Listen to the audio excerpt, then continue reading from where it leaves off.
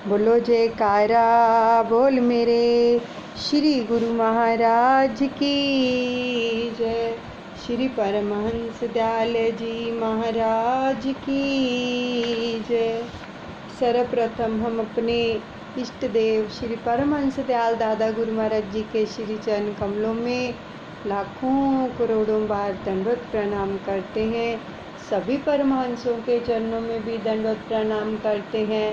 और हम श्रवण करने जा रहे हैं अमर ज्योति दर्शन पंचम पातशाह जीवन चरित्र। बड़े प्रेम से श्रवण करेंगे। उससे पहले हम अपने इष्ट देव दादा गुरु महाराज जी का आवाहन करेंगे, उनको नमन करेंगे, प्रणाम करेंगे और उनसे आशीष लेंगे। बड़े प्रेम से नमन कीजिए। मेरे दादा गुरु महाराज तुमको लाखों प्रणाम, तुमको लाखों प्रणाम। मेरी बिगड़ी बनाने वाले तुमको लाखों प्रणाम जी। कोटि कोटि प्रणाम। अद्वैत का पाठ पढ़ाने वाले तुमको लाखों प्रणाम, तुमको लाखों प्रणाम। भव से पार लगाने वाले तुमको लाखों प्रणाम, तुमको लाखों प्रणाम।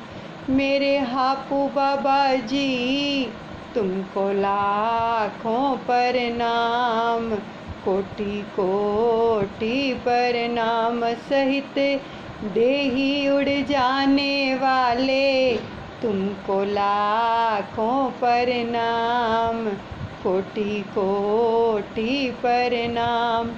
मेरी आँखों के तुम हो तारे, मुझे प्राणों से भी प्यारे।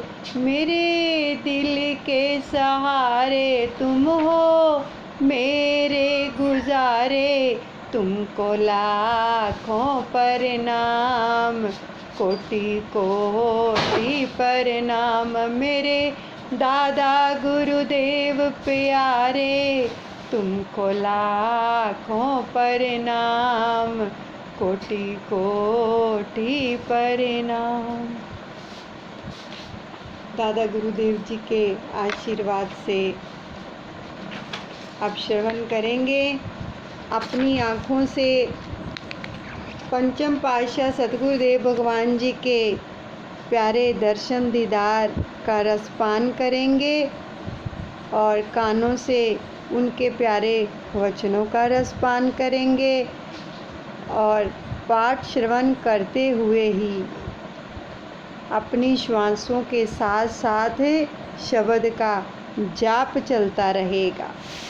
और आगे का प्रसंग हम श्रवण करते हैं। श्री दरबार की एक बाई जी आगरा में स्थापित श्री अनंतपुर सत्संग भवन में रहकर सत्संग उपदेश की सेवा कर रही थी। तो एक दिन वह आगरा में यमुना जी के किनारे रास्ते में एक गुरुमुख भगतानी के साथ पैदल ही कहीं जा रही थी और घाट के निकट पहुंचकर सीढ़ियों में बैठ गई यमुना जी की। तो वहीं पर बैठे बैठे अकस्मात उनके हृदय में ये विचार उत्पन्न हुआ कि भगवान श्री कृष्ण जी का अवतरण तो मथुरा नगरी में हुआ था, परंतु उन्होंने गोकुल एवं वृंदावन में अनेक स्थानों पर अपने प्रिय बाल सखाओं के साथ लीलाएं की। जब वे बांसुरी बजाते थे तो उस तान को सुनकर गोपियाँ अपने सब कार्य छोड़कर खींची चली जाती थी। और जब गोपियाँ अपने हृदय की वीणा पर मधुर मिलन की राग आलाप कर भगवान श्री कृष्ण जी को पुकारती थी तो भगवान तुरंत उनके पास पहुंच जाते थे। ये ख्याल बाई जी के दिल में आ रहा है तो हृदय में उन्हीं प्रेम भाव का अभ्युदय होने लगा और वे उस भक्तयानी के साथ वहाँ धीरे धीरे सड़क के किनारे पर चलते हुए मन ही मन में कहने लगी, मैं भी तो अपने इष्ट देव श्री सतगुरुदेव महाराज जी के दर्शन करने के लिए इस अनंतपुर में और श्री प्रयागधाम में जाती हूँ। फिर महाप्रभु जी इन दिनों श्री संतनगर में विराजमान है, जो हमारे नगर के निकट ही है, संतनगर के निकट है, आगरा निकट ही है। तो काश गोपियों की तरह मेरे प्रेम में भी इतना आकर्षण हो कि हृदय की पुकार को सुनकर तुरंत ही यहाँ पहुँच जाएं।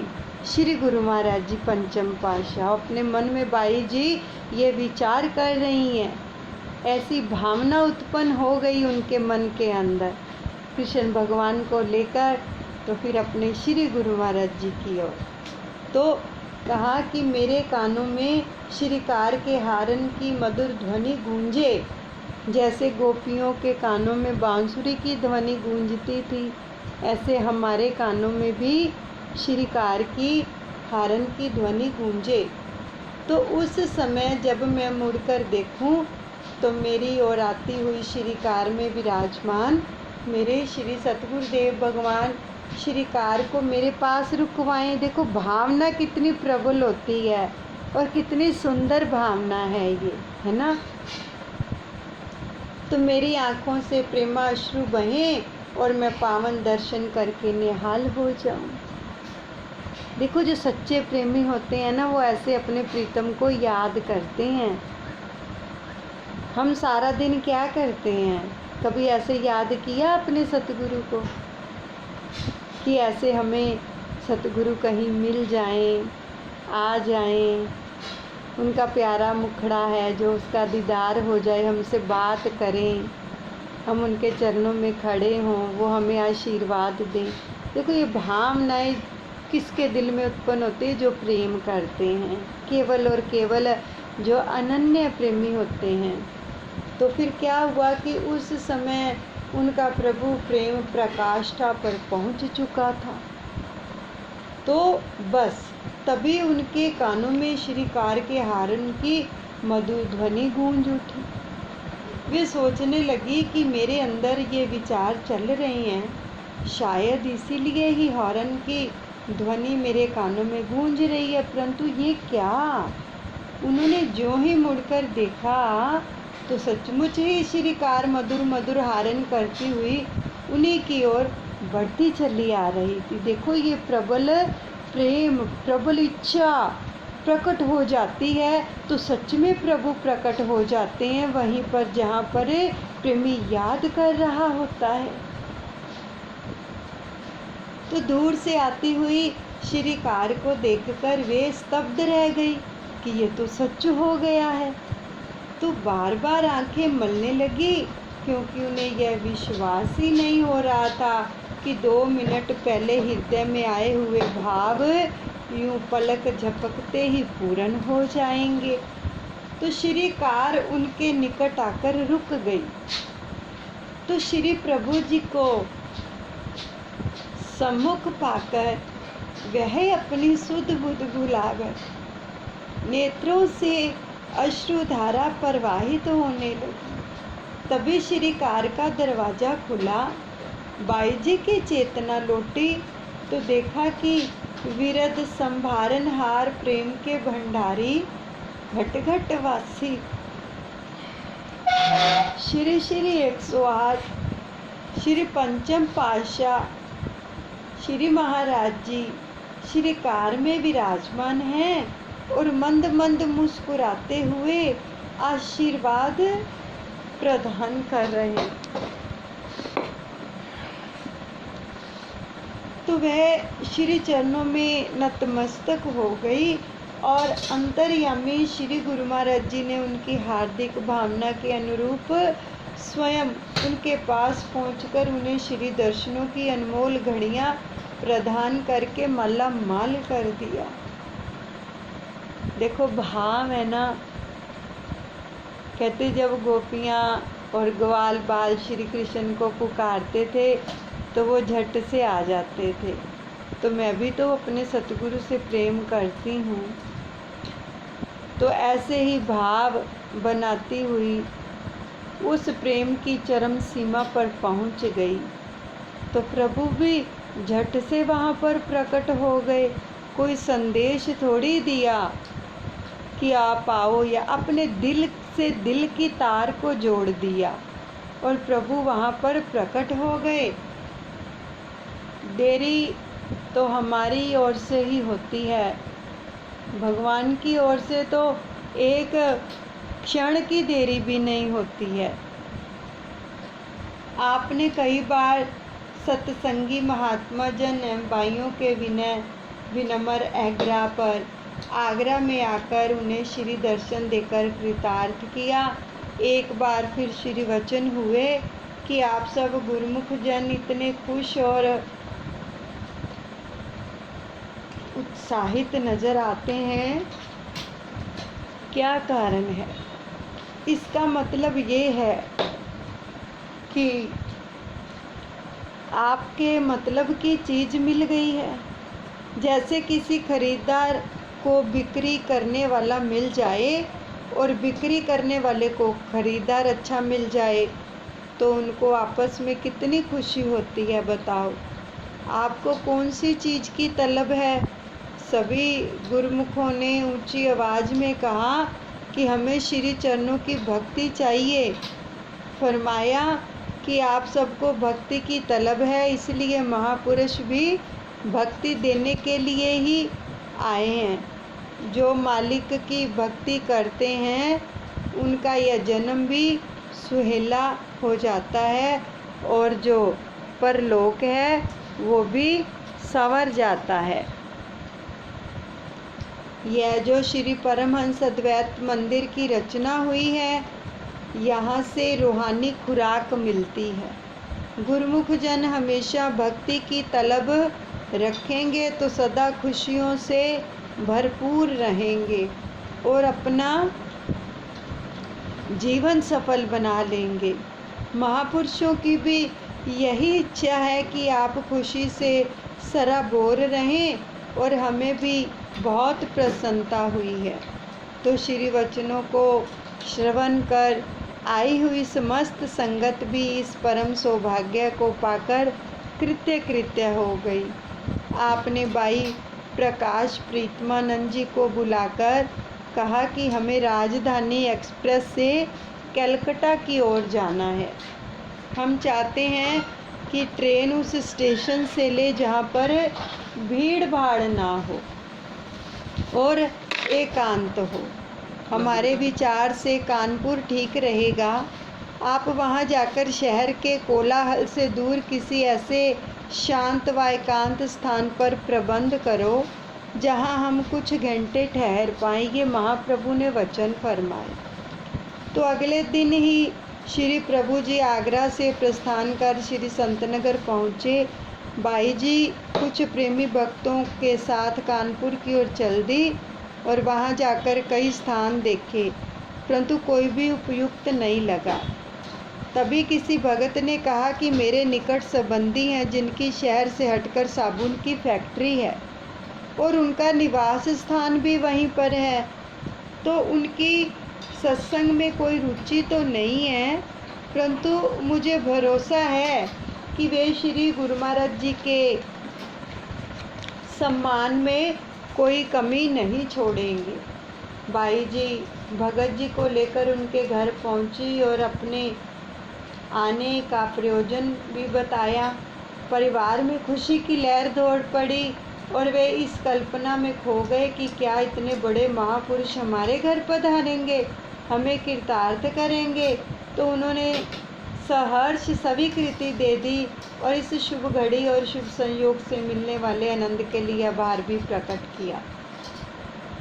तो उनकी स्वीकृति पाकर बाई जी ने श्री चरणों में पहुंचकर विनय की कि महाप्रभु जी ने मंद मंद मुस्कुराते हुए फरमाया कि उनके भाग्य उदय होने का समय आ गया है।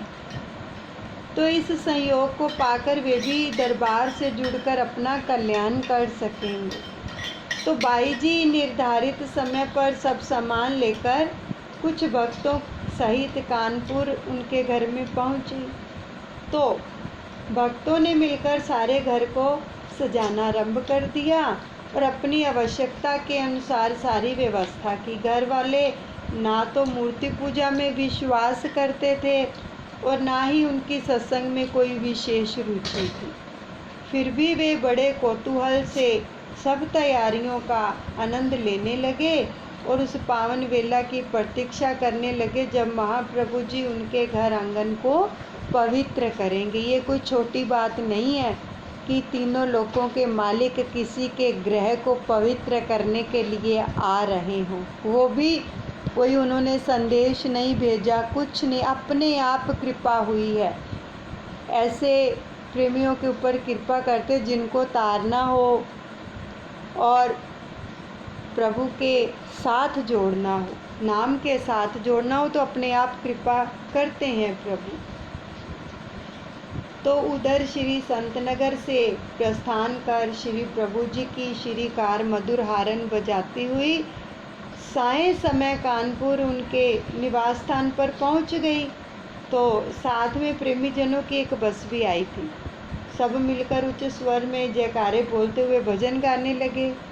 तो भक्तों को इस प्रकार आनंद में विभोर देखकर उस घर के सभी सदस्य जो थे वो अद्भुत उनके ऊपर प्रभाव पड़ा।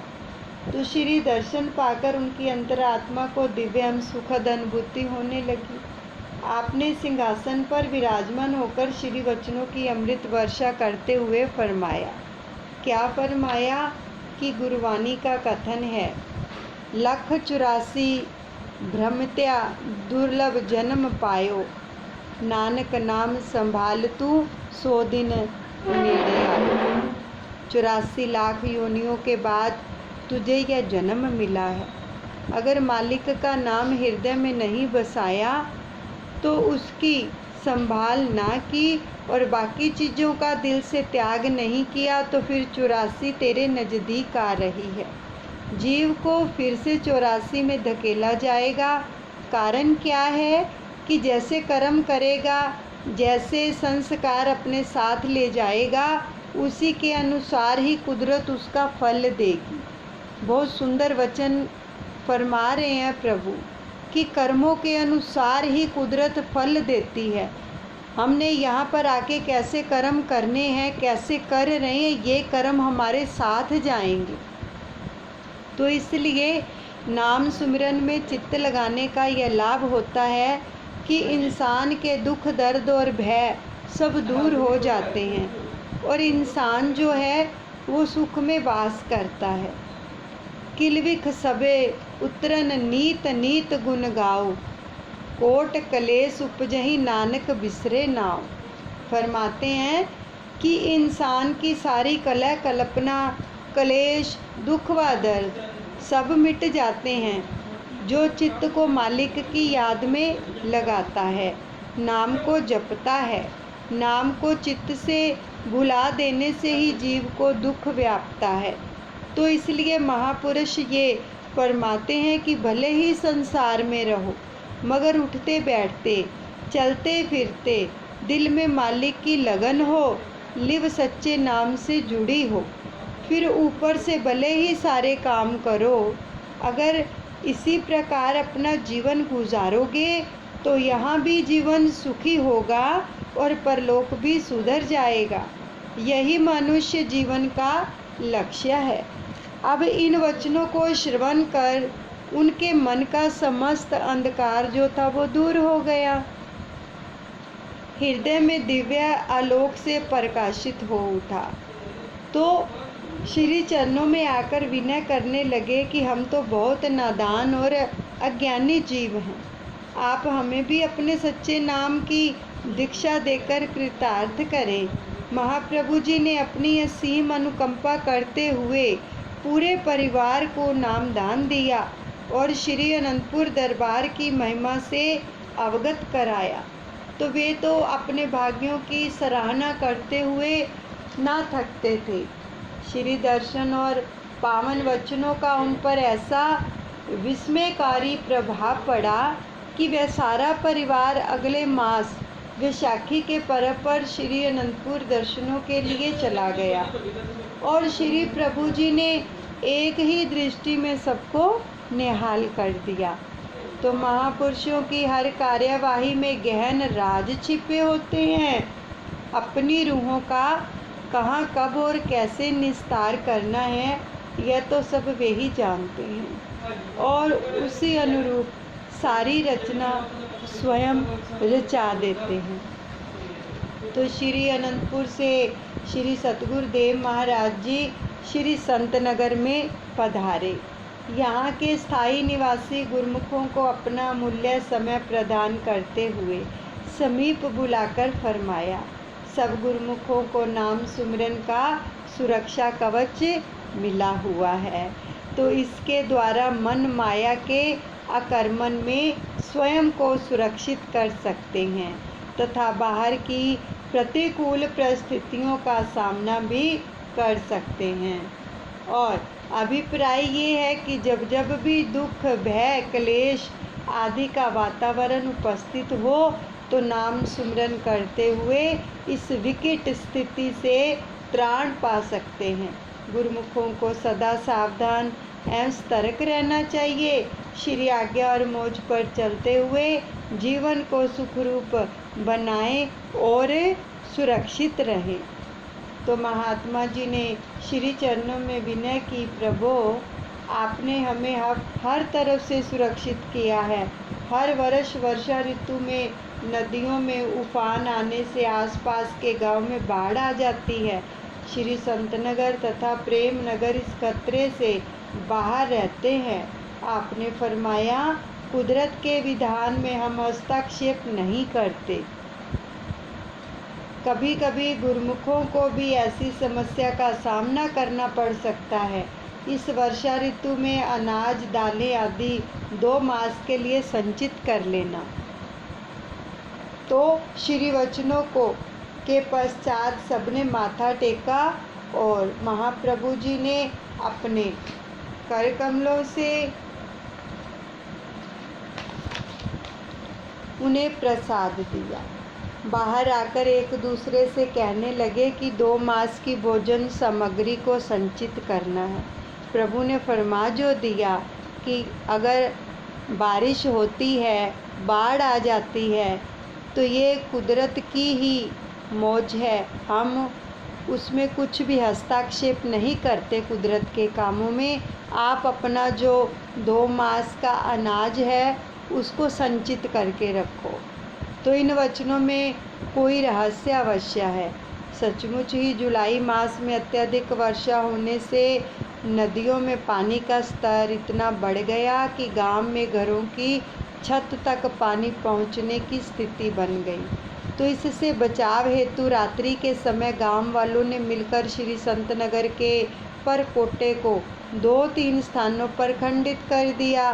समीप ही प्रेमनगर चक की दीवार को भी 1-2 स्थानों से तोड़ दिया। पानी का बहाव श्री संतनगर के अंदर की ओर आना आरंभ हुआ तो पहरेदारों ने शीघ्र ही सब गुरुमुखों को सूचित कर दिया कि सबने मिलकर जल्दी से अनाज एवं अन्य सामान को उच्च स्थानों पर रखा। तो पानी इतनी धीमी गति से अंदर आया मानो वह प्रतीक्षा कर रहा हो कि यहाँ कोई भी सामान खराब ना होने पाए। तो श्री परमहंस अद्वैत मंदिर और सत्संग भवन की ओर का स्थान सूखा ही रहा। जहाँ पर श्री मंदिर है, सुबह शाम श्री आरती पूजा होती है, वो सत्संग भवन भी है साथ में, वो स्थान सूखे ही रहे। तो प्रबंधक महात्मा जी ने श्री चरणों में विनय भेजी कि श्री गुरु महाराज जी ने तो हमें समय से पूर्व ही सचेत कर दिया था कि बाढ़ की स्थिति आने वाली है, परंतु हमने विशेष ध्यान नहीं दिया। अब बाढ़ आने से श्री मंदिर में आरती पूजा पर जाने की कठिनाई आ रही है। तो महाप्रभु जी ने फरमाया कि बुजुर्गों को छोड़कर बाकी गुरुमुखों के लिए मंदिर तक जाने के लिए बस का प्रबंध कर दो। केवल बुजुर्ग नहीं जाएंगे क्योंकि पानी में फिसल सकते हैं। तो शीघ्र ही स्थिति ठीक हो जाएगी। सचमुच ही 3 दिनों में सारा पानी उतर गया और बिना कोई हानि पहुंचाए सब कुछ पहले जैसा हो गया। तो इसके पश्चात आसपास के गांव के जो मुखिया थे, उन्होंने महात्मा जी का धन्यवाद किया और कहा कि हमारे द्वारा श्री संतनगर की 4 दीवारी को तोड़ने पर भी आपने कोई आक्षेप नहीं किया, कि किसी ने कुछ नहीं कहा कि आपने दीवार क्यों तोड़ी, संतनगर में पानी आ गया, कुछ भी नहीं कहा। तो गांव वालों ने थोड़ा अपने बचाव के लिए ये सब कुछ किया। तो श्री गुरु महाराज जी का वरद हस्त तो था ही सबके ऊपर, तो इससे हमारे गांव में मकान डूबने से बच गए। तो प्रभु तो वैसे ही सबकी रक्षा करते हैं। तो महात्मा जी ने कहा कि सब पर श्री गुरु महाराज जी की अपनी जो कृपा है वो बरसा रही हैं। सत्य तो ये है कि परोपकारी संत सत्पुरुष सबकी हित चिंता करते हैं। यहाँ से हमें बहुत अच्छी शिक्षा मिलती है वचनों से कि जब किसी को भी किसी भी प्रकार से ऐसी परिस्थिति बन जाए तो हमें उनकी सहायता करनी चाहिए। देखो हमारे तो क्या होता है, देखो उन्होंने तो गांव की जो दीवार उससे जुड़ी हुई थी संतनगर से वो तोड़ दी और संतनगर में पानी आ गया आश्रम में, तो उन्होंने कुछ नहीं कहा। हम तो क्या करते हैं सभी लोग, बाहर अगर किसी के घर के आगे पानी थोड़ा चला जाता है ना, जब वॉश करते हैं थड़े बार के, तो कितनी लड़ाइयाँ और झगड़े करते हैं, जबकि वो सूख जाएगा। हमारे अंदर तो इतनी पेशेंस नहीं होती है किसी को बर्दाश्त करने की। तो इसलिए सतगुरु के वचनों से हमें कितनी शिक्षा मिल रही है कि किसी की सहायता ज़रूर करनी चाहिए, सहनशीलता होनी चाहिए। कोई परेशानी में है, दुख की घड़ी में है, तो उसकी सहायता करो। अगर वो आपके पास भी आ जाता है तो जो भी बन पाए भले उसके लिए अरदास ही कर दो, लेकिन सहायता ज़रूर करो। तो श्री संतनगर से आप आगरा में पधारे तो श्री प्रभु जी का आगमन सुनकर संगतों का तांता लग गया। काफ़ी समय में संगत के आ जाने के कारण पंडाल में श्री दर्शनों का आयोजन किया गया। तभी अकस्मात ही बहुत जोरों का तूफान आ गया। तो इतना जो था भयावह कि उस तूफान की लपेट में पेड़ पौधे सभी जड़ सहित जमीन पर धराशायी होकर गिरने लगे। इतना ज़बरदस्त तूफान था। तो उस भयावने तूफान में भी संगतों के चेहरों के ऊपर कोई शिकन नहीं आई और श्री सतगुरुदेव महाराज जी मुस्कुराते हुए सबको श्री दर्शन एवं आशीर्वाद प्रदान कर रहे थे। किसी ने अपने मित्र से कहा कि तुम्हें भय नहीं लग रहा? उसने उत्तर दिया, भयहारी भगवान तो सम्मुख विराजमान है, फिर हमें भय काहे का।